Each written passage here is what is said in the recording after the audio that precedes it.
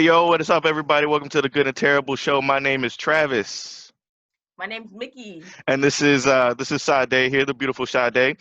What we're gonna do is we have a special episode for y'all today. She's got some really good things. She's helping out in the middle of this quarantine crisis here, and Mickey and myself, I have brought her in to talk a little bit about her business, what she is, who she is, what she does, and how she's helping. And I'll pass it over to Mickey, and you can kind of give her a quick introduction here so we can let people know who the wonderful Sade is. Thank you, Yeah, Travis. so we're gonna start off. I'm just gonna ask some questions, and we're gonna talk about what Saade is doing to help out with the COVID-19 or the Rona, as we like to call it in the community. So Saade, tell us about yourself, your business, and what you're doing right now. Sure, I'm a marketing specialist and entrepreneurial at heart. I have a business that's actually a boutique business, but I wanted to do another swing on this. This is my nonprofit, the Beginning and LLC SJM. And I wanted to specifically help out men in shelters because if you read on the news, you have to go in the store everywhere with masks, on the bus masks. And I was actually looking in my phone and I saw a video of a man being harassed because he didn't have a mask on the bus. So, and he was a black male. So I was like, you know what? People are focusing on women's shelters and kids and everything like that. But what about the men that need masks that can't afford to buy it? Yes, So man. I was like, this is a need right here. So I decided to focus on that with the nonprofit. And that's something that I think, like you said, you saw that and immediately said nobody's thinking about the men in this situation. I think I saw that same video. Was he getting on the bus? Yeah, he was getting on the bus and the bus driver's like, you can't get on here without a mask. And he was obviously, I think, had mental problems. And, the bus driver kept agitating him. But long story short, they wound up escorting on him off the bus with the police officers. And it was crazy, but that could have been prevented if he had a mask. Yeah, so you know what? The thing about it is, I think, we were getting conflicting messages. I've been paying attention to the news articles about the quarantine, even since before we got into the quarantine. It's like the nationwide quarantine. I've been paying attention to what's been going on with the coronavirus, even back in January and February. And originally, what health organizations and the CDC and everything was saying was that the masks don't do anything at all. So they were saying that if you're wearing these masks, they're actually pretty ineffective. And then there was even a report that came out that said if you're wearing the mask, that could actually help spread the virus more. So there was a couple of reports that said if you're wearing the masks, you're actually putting yourself at greater risk for the coronavirus. And then after that, they said that only people who are already infected should be wearing the mask. So, there was three different conflicting reports. And then finally, they in just the recent last couple of weeks or so, they said now everybody should go outside wearing masks. And now they are effective. And now they're even making mandates in some states where you can't go outside without masks. I think Maryland just did it either yesterday or the day before. So, what's your take so far on what's going on with the mask issue and how have you been approaching that situation? Sure. I feel like it's just common sense. Like if you're sneezing on someone, you need a mask.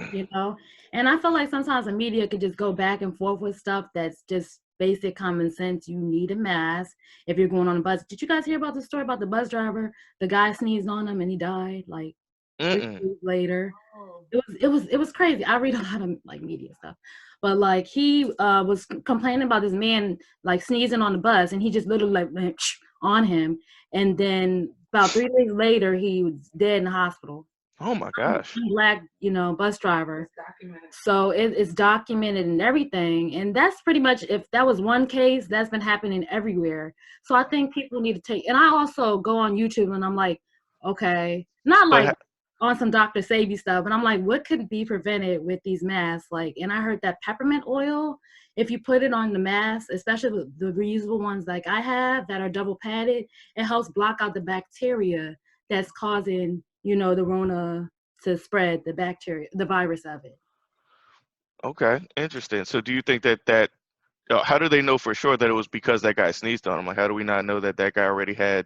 Because the issue with the virus is a lot of people don't detect symptoms until weeks later. So how do we know he wasn't already infected by it or could have had some other underlying condition? Right. So Well, did they say it's specifically because of that guy sneezing on him?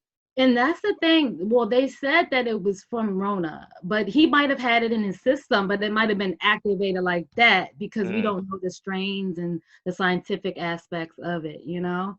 Right. So it's just really tricky, you know? It's best to have a mask, I believe. You know, I wouldn't want my parents are both elderly, like they're, you know, not elderly, but they're Shout out to mom in the back. yeah. But like, you know, I wouldn't want someone sneezing on my parents and then, you know, because their immune system is not, you know, like younger people. But it's just very tricky, you know. Yeah, my father just turned 65 as well, so he's been kind of, making sure he's staying in the house, being a little bit, upset. So I certainly sympathize with that. But let's back up a little bit because you said you also own a boutique business. So before we even got to the mask, you said you're an entrepreneur at heart and you got, your own boutique that you've been running. How long you've been doing that and what made you decide to go into that? Is Oh, it like, no one's really asked me this in like a long time. well, nobody's us. I've been running this boutique since high school. Like my senior year in high school, I was on the swim team, and I was like, you know what? I'm going into college, and I got to make a little money. Shout out So to black it's people that can actually swim. so it's a swim boutique. It's a swimwear boutique. I focus on that swimwear.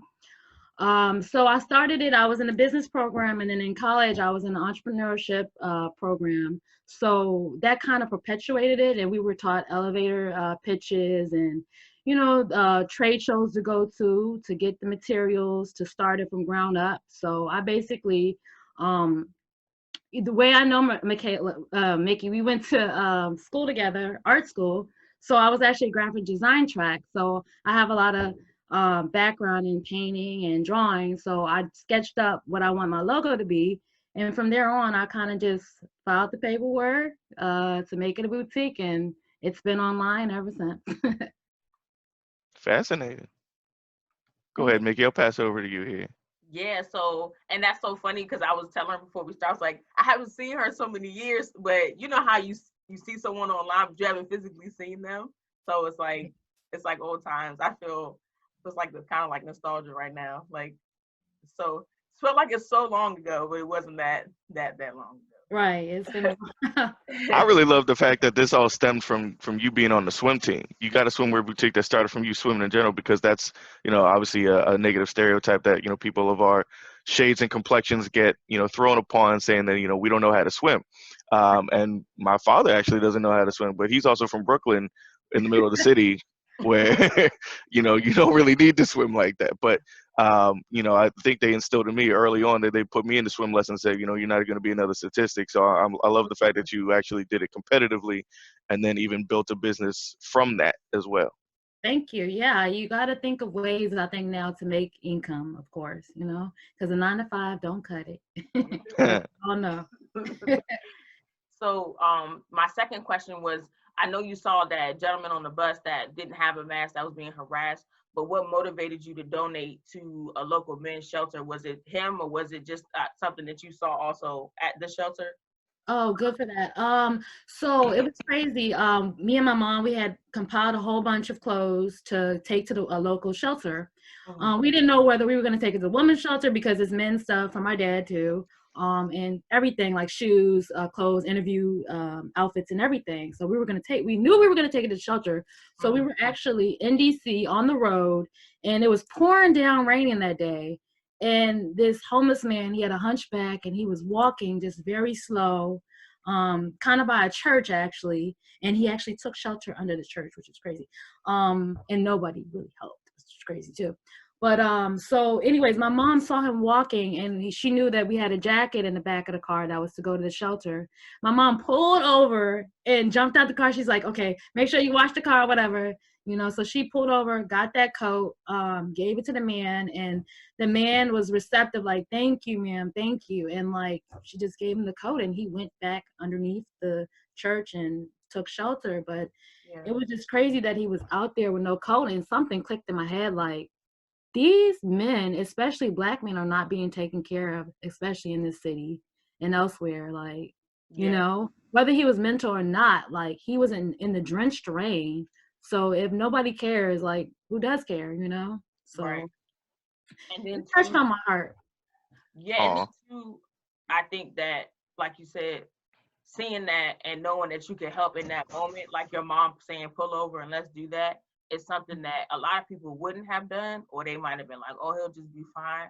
But having that heart for somebody else, because what if that was, you know, your cousin or your uncle that you haven't seen in forever and you don't even know he's out here, you know, trying to just take shelter, and somebody's actually helping him, you would be thankful, like, thank you for doing that.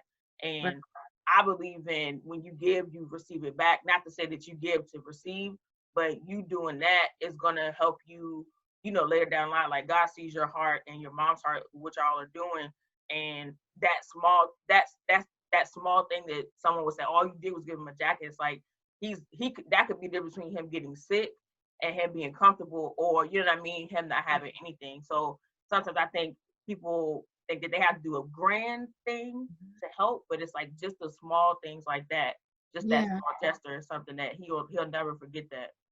And I felt so comfortable giving that to him, because sometimes you put some clothes in the shelter and it winds up not getting to the people that need it. You know, the people that work there take that joint, do whatever. But Right. I'm just so happy that he was able to enjoy the coat. And, you know, like you said, it could have been the difference between him being sick or not, you know.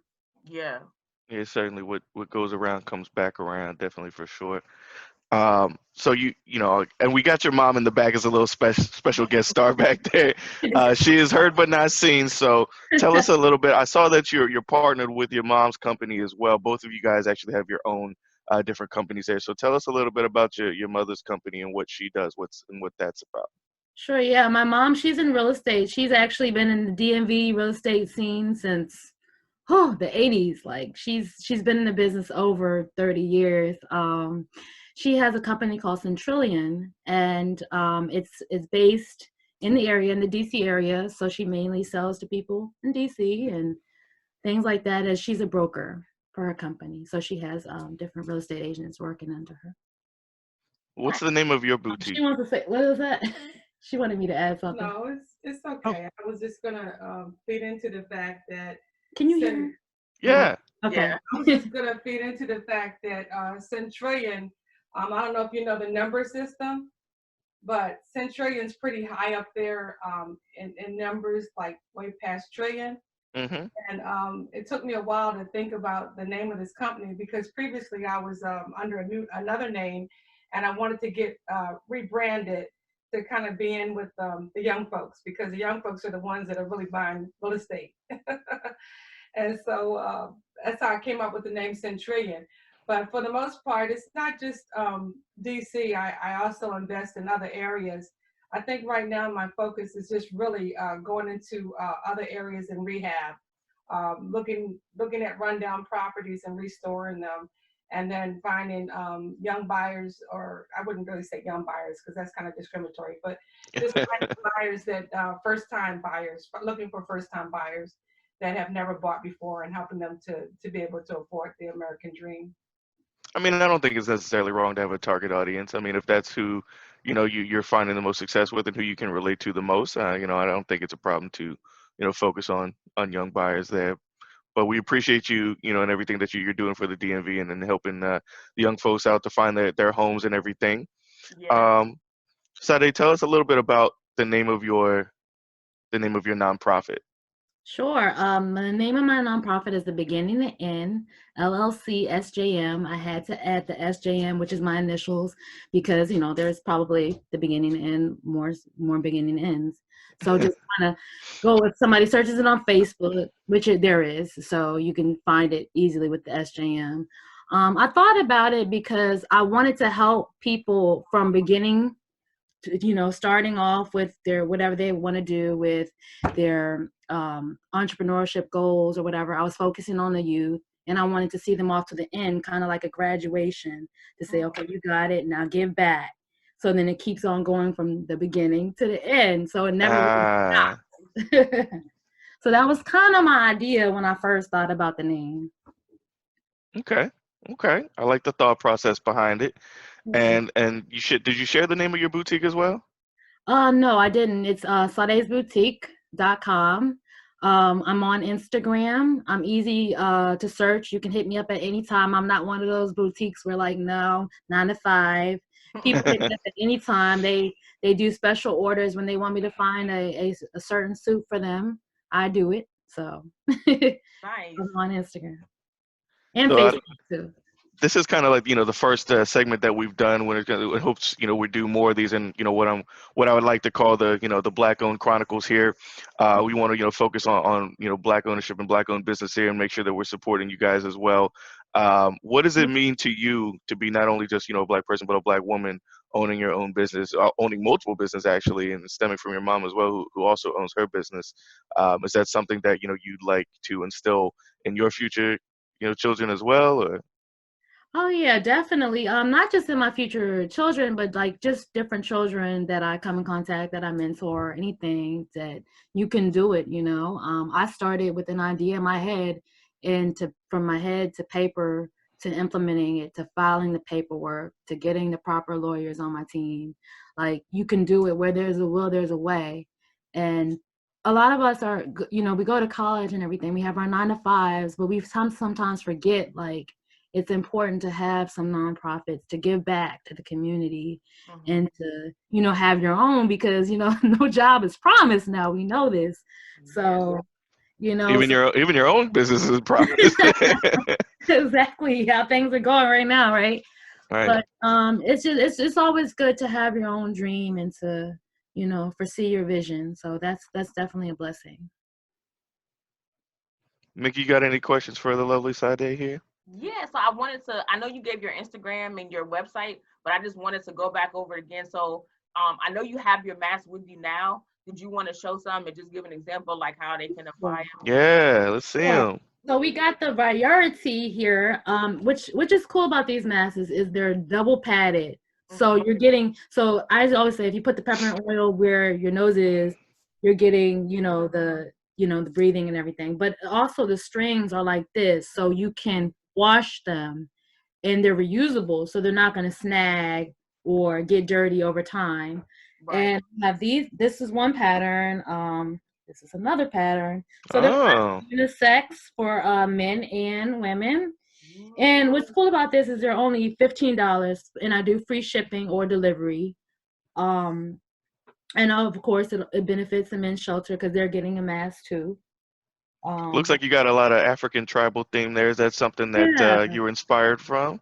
I love African print. Like, it's so designery, without being Chanel or Fendi. It's something, I wouldn't say trendy, because it's, low key, so classic. So yeah. I thought the kente cloth would be good, in the cotton, Yeah, we actually just talked about this in our last episode a little bit, where it's some people can label it trendy because it's made a big growth spurt in our culture, over the last few years, especially when the release of like Black Panther and everything came out. But Right. It's been something that they've been wearing in different countries in Africa for centuries, for millenniums. So it's definitely something that we want to make sure that we're doing, but also doing respectful, and it looks like you're doing that to a certain extent. Yeah. So I know Mickey was touching on your Instagram here. So how can people support your nonprofit? How can people support your boutique? We want to make sure that we're putting that contact information out there, and the preferred ways of doing business with you.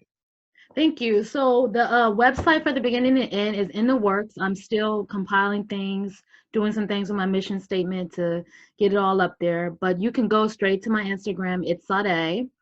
And you can send me a message. I usually reply within 5 minutes. I reply fast, because I don't like to leave people hanging. You know about business, you leave people hanging, they don't, they don't come back. So, I reply. So you can go on there and just DM me, and I'm on PayPal verified, and I also take payments through Zelle. So that goes straight to your bank account. So, okay. Yeah. Cool. Cool. My email address, and also you can DM me. And we'll do you have tag you as well too? I'm sorry. Oh no, go ahead. Absolutely. I was gonna say we'll make sure I'll have your Instagram and everything tagged, and also on YouTube put that in there so if people see it, they can click and then take them over to Instagram to order, or if they want to share it with other people, and we'll share it on our page as well too. Okay, thank you, Mickey. Thank you, guys. I appreciate Yeah, it. absolutely. And so I know your boutique right now is specifically swimwear focused. Are there any aspirations to dive into regular apparel? I'm actually going to do some for Muslim population, the Muslim and Oh, the Hebrew women. And Yeah.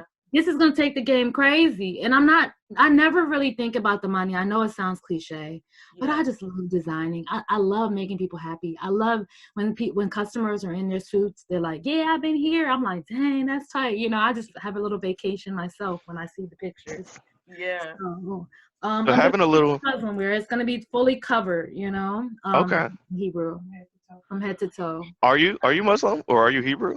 No, I'm actually Hebrew. Okay. Um, I come from the tribe of Judah, Nice. but I'm not Muslim, no. Okay. Yeah. That's interesting. You don't, these days it's a little bit of a rarity to see, Black Hebrew and Black, Jewish, people in there. I know obviously Lenny Kravitz and, Sammy Davis Jr. are like two famous examples, but outside of that, you don't really see, a lot of it. So that's very interesting there. I'm having a little bit of a selfish moment myself because I am a male. Are there any aspirations to make any men's clothing in the future at all? I tried with some swim trunks, and I have to kind of get more into it. I am a female, and I do just take from the female perspective, but I want to do something for you guys. Like even if it's a his and hers type of thing, that I'm would with be it. cool. So I definitely am taking that into full consideration. I'm with it. He's like, he's sliding in like, hey, by the way, if you I need a know, model right? No, I'm like, I I can't mean, call or out. I'm just saying. Let me just throw that out there real quick. so I think we covered pretty much everything. Did you have anything else you wanted to share that you wanted to let people know, like how often you'll be donating or like when you'll be going there and if they want to do something else as well too? Next week on Friday. Sure, I'm gonna be going there starting next week on Fridays. I'm actually in the process of putting I don't like to say GoFundMe. I say donations, because people have a stigma with GoFundMe for some Yeah, reason. But like I'm gonna do that on Facebook. I'm gonna compile a donation and you can donate, and we're gonna be doing footage. Hopefully if they let us in to do the footage, but we're definitely gonna do the outtakes. Because sometimes if I'm walking on the street, sometimes I don't really walk a lot because of the, epidemic. But like I'm handing them out. I'm like, you need one, And most of the times the men will take it, even if it's a woman too, that mhm, is homeless. They'll take it too. But I like doing that too. I like yeah, doing street passing. So I'm definitely gonna try to do footage and everything so you can see pictures and then put the site up like nice. that. And And go to Instagram. it'll be in Maryland or in DC? DC. So I'm gonna go to the shelters in DC. I'm gonna possibly expand. I want to get out to Baltimore with it. Yes, For now, Baltimore needs it. Yeah. yeah. So, but for now, I'm gonna focus on DC. Okay. Yeah. Nice. Cool. Well, we certainly thank you for appearing on our show today. Thank you for telling us a little bit about what you're doing and Thank everything that you you. guys are doing to help out the community, both in DC, the DMV area, and hopefully Baltimore as well. And we certainly appreciate both you and your mother for joining us here on today's show. Yeah, thank Yeah. you, Thank you um, guys so much. I appreciate yeah. you. Yeah, absolutely. Make sure everybody to go out there and then not only follow and subscribe and like, our channel and what we're doing here, but make sure that you're going and supporting Saade here and Mama. Black-owned businesses. If you can, if you can make any donations to help out, our people have been really affected, not only just our people, but the country in general, but even especially close to home with our people here, we've been affected heavily by the coronavirus and the COVID-19 crisis in the DMV area. So anything that you guys can do to help her out, hit her website, hit her Instagram. Make sure you're either donating, supporting the business, doing anything that you can to help. Make sure you're wearing those masks, stay healthy. Mickey, anything that you want to say here? Thank That was it. I was gonna say, definitely, like you said, to donate or purchase a mask, purchase them for your family members, for children, because of course everybody is expected to wear them. And I've seen a lot of parents have their kids in masks, and also, kind of just sheltering them if they're going to the store, because you have to think about, their health as well too. So Yeah. I would say it'd be a great gift to give someone to buy a mask and just, mail it to them and say, hey, mom or auntie or grandma, or dad, I bought you a mask. I know you don't have one. And I also think that because it's stylish, it kind of takes us away from the fact that we're wearing this to be healthy, but also it looks cool because everybody, you know, bright colors. To me, it almost brightens the mood of, you know, seeing someone. It's like, oh, that's really pretty, and it kind of brings a beautiful touch to something that is really serious. So I think that's important as well too. If you got a quarantine, might as well make it look sexy. Might as well. Thank you again for coming on the show, Saade. We really appreciate it. Everybody, make sure to follow us. Check out the Good and Terrible Show. Like, comment, subscribe. If you have a Black-owned business as well, please write us and let us know if you want to be featured on the show. We'd love to have you guys as well. And again, make sure to contact Saade. We'll be putting her contact information in the YouTube caption below or in the YouTube comments below.